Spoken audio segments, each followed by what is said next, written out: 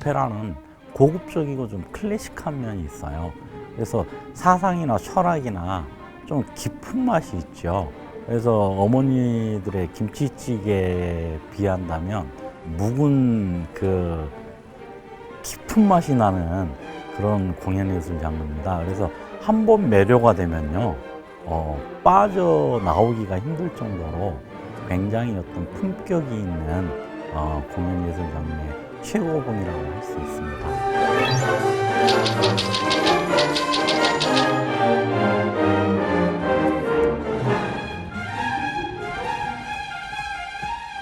푸 같죠?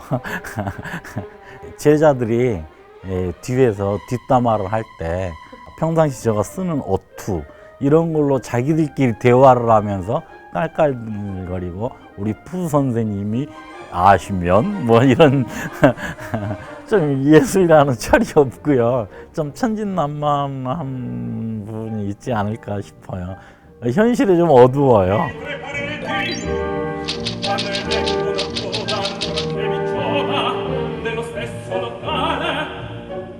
외국에서 공부를 할 때, 유학을 할 때, 외롭고 쓸쓸하고 힘들 때 피아노 앞에 앉아서 마산의 바닷가로 작곡되어진 가고파라는 노래를 저는 순천만의 어떤 바다, 율촌의 바다, 여수의 바다를 눈에 떠오르면서 내 고향 남쪽 바다 그 바람물 눈에 보이네.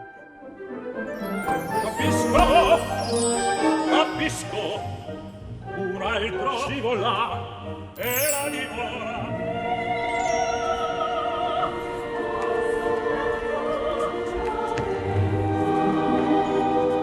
동양 최초로 네네. 그 푸치니 그 오페라 페스티벌에 초청이 되셨어요. 예. 네, 정말 자랑스러운 일인데요. 네.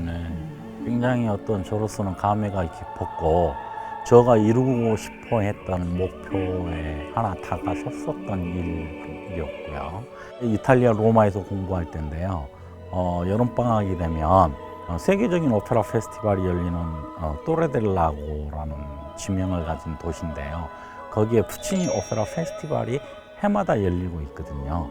그래서 저는 이제 유학생이기 때문에 뭐 호텔 갈 형편도 안 되고 그래서 무조건 텐트를 짊어지고 바닷가에서 텐트를 치고 노숙을 하면서 오페라 페스티벌이 열리는 기간 동안에 작품을 매일같이 가서 보곤 했었거든요.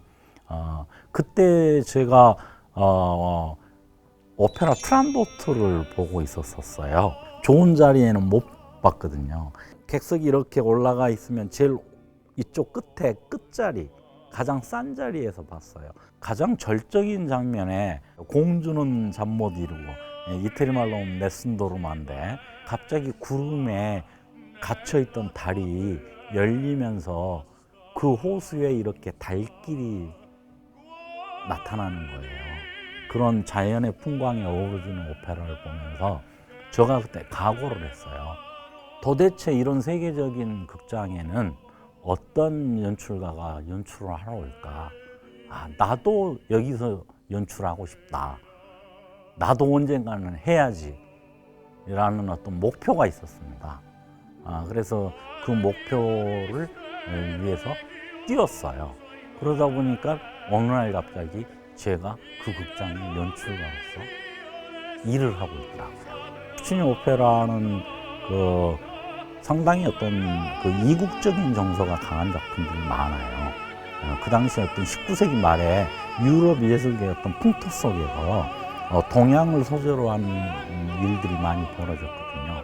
근데 푸치니는 그때 놓치지 않고 일본을 배경으로 한 오페라 나비 부인, 그다음에 중국을 배경으로 한 오페라 트란도트, 또 미국 신천지를 배경으로 한 서부의 아가씨, 이런 어떤 이국적인 소재를 담았단 말이죠.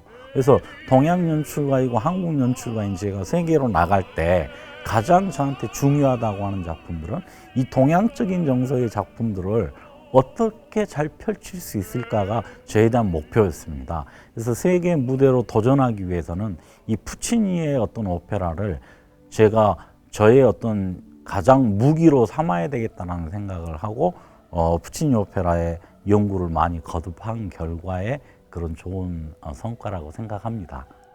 나비 부인을 공연을 하셨을 때 네. 그 푸치니의 손녀께서 네네네. 예, 시모네타 할머니 네, 살아계시죠. 정말 격찬을 하셨더라고요. 예. 그런 주변의 반응들도 좀 소개를 해주세요. 네, 이제 푸치니 외손녀께서 제 작품을 보시고는 신문에 기고했습니다. 꼬마일 때 할아버지 푸치니께서 그런 말씀을 하셨대요. 야, 내가 작곡한 오페라 나비 부인은 이러한 모습으로 작품이 펼쳐져야 될 텐데 라는 그런 말씀을 하셨다고 해요.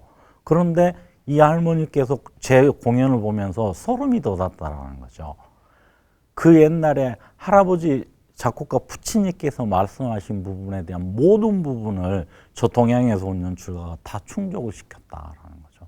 그러면서 하늘나라에서 푸치니 할아버지가 저 동양 연출가의 어떤 작품을 보면서 너무나 기뻐서 눈물을 흘리실 것이다라는, 그러면서 한마디 더불어 할아버지 푸치니의 100년 수건을 풀었던 작품이라고 저한테 극찬을 해주셨어요. 그래서 상당히 저는 힘이 됐고 마음이 뿌듯했습니다.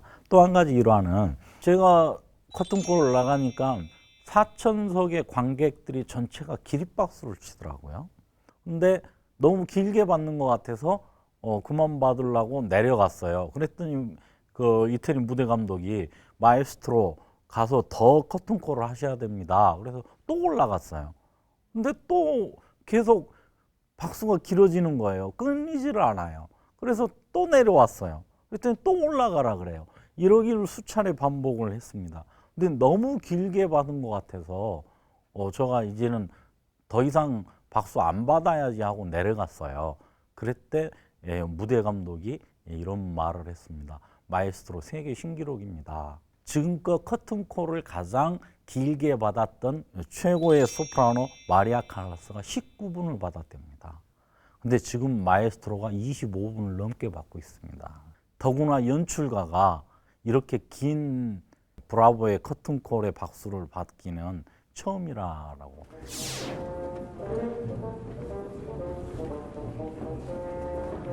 Che brulletta la spirata e la nuova parentela.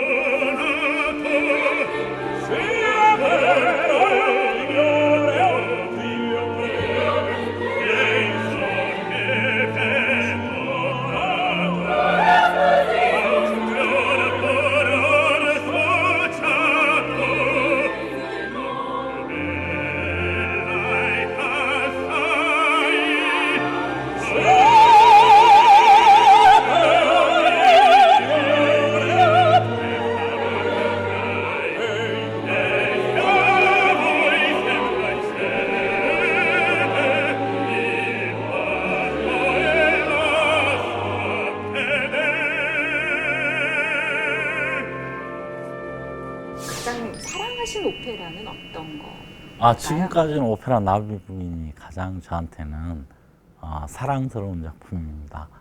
이 작품으로 말미암아 제가 세계적인 무대에 나서서 활동할 수 있게 됐고요. 그 다음에 이 작품이 참 좋아요, 저는요. 1998년도 서울예술전당 오페라극장에서 이 나비 부인을 처음 연출할 때인데요. 일본을 배경으로 한 작품이기 때문에 한국에서 가장 일본을 접할 수 있는 부분은 일본문화원이라고 생각을 하고, 거기 가서 한 3달 동안 거의 근무자가 되다시피 해서 그 도서관, 그다음에 시청각실, 그다음에 모든 일본에 대한 어떤 자료들을 검색하고 있었을 즈음인데요. 거기 일본 도서관 사설을 담당하시는 분이 저한테 하루는 와서 질문을 하는 거예요. 왜 매일같이 여기 와서 뭐 하시는 거냐고. 그래서 오페라 나비 부인을 연출하기 위해서 준비하고 있는 과정이다 했더니 굉장히 좋아하시면서 제가 부탁도 안 했는데 저한테 모든 필요한 자료들을 다 갖다 주시는 거예요. 그래서 이제 거기에서 기본 리서치를 끝내고 바닷가가 있는 동해안으로 갔습니다. 제 고향 순천으로 가고 싶었지만 순천으로는 못 갔고요. 동해안 간성의 바닷가 언덕 위에서 제가 머물면서 거기에 조그마한 어떤 그 폐교회가 하나 있었거든요. 그 폐교회에서 제가 기거를 하면서 오페라 나비부인을 준비를 했어요. 근데 제가 한 부분의 연구를 하고 있었어요. 하룻밤을 지새우는 장면인데요. 무대에서는 이 하룻밤에 24시간이라는 시간을 한 3분 안에 표현을 해야 된다는 거죠. 그러니까 3분을 보고 있었는데 관객은 하룻밤을 보고 있는 어떤 효과를 줘야 되거든요. 그래서 저 역시 망부석이 돼서 돌아오지 않는 어떤 주인공을 한없이 제가 나비 부인이 돼서 기다리고 있었어요. 근데 너무 오래 기다리다 보니까 배가 고프더라고요. 그래서 밥 먹어야 될 때인가? 도대체 시간이 몇 시인가? 그러고 제 시계를 딱 보는 순간 제 몸에 온몸에 소름이 끼쳤어요. 아, 이거구나. 그래서 제가 무대에다가 회전 무대를 장착을 해서 시계의 바늘의 어떤 회전의 느낌 속에서 나비 부인이 초침이 되고 그 다음에 그의 아들 돌로레가 분침이 되듯이 그래서 무대 위에서의 어떤 시계의 회전을 통한 어떤 시간의 3분의 흐름 속에서 24시간을 표현을 했는데 그게 절묘하게 맞아떨어진 거예요. 그래서 제가 그 특허를 냈어야 되는데 오늘날 전 세계의 모든 나비부인 연출가들이 외국 연출가들마저도 제가 만들었던 그 부분을 다 베껴요. 이 오페라라는 게 줄거리들은 다 이미 있기 네. 때문에 네, 그걸 네. 어떻게 다르게 새롭게 보여주느냐는 참 어려운 문제일 것 같아요. 네. 참 어렵습니다. 이 오페라는요, 저는 대본이 2개라고 항상 갖고 첫 스타트를 걸어갑니다. 그래서 언어적인 연극적인 대본이 존재하고 그 다음에 하나 음표적인 음악적인 대본이 존재한다라는 거죠. 그래서 글로 쓰여져 있지는 않지만 어떤 음악 속에서 찾아지는 또 다른 어떤 드라마가 있다라는 거죠. 이 2개를 어떻게 다 끄집어내서 제가 그거에 대한 어떤 작품을 펼쳐가느냐. 그래서 저는 제1의 창조자를 대본가라고 보고 있고 제2의 창조자를 작곡가라고 보고 있습니다. 그러면 저 역시 저한테도 하나의 책임을 줘서 너는 마지막에 완성하는 제3의 창조자야 라는 어떤 의미를 저한테 부여를 합니다. 창조라는 것은요, 무에서 유를 창조하는 거고 어둠에서 빛을 만들어내는 거가 창조거든요. 아무것도 없는 상태에서 뭔가를 만들어내야 된다는 거죠. 그래서 굉장히 어떤 그 깊은 고뇌와 사색과 고통이 뒤따릅니다. 보이지 않는 부분에서는. 이미 자고 가는 저고 삼국지, 수호지, 왕비열전, 그 다음에 한국 단편 문학 전집 이런 게 이미 저 초등학교 1학년 때 다 읽어버렸던 거거든요. 제가 아무리 열심히 노력을 해도 저보다 잘하는 사람들이 있는 거예요.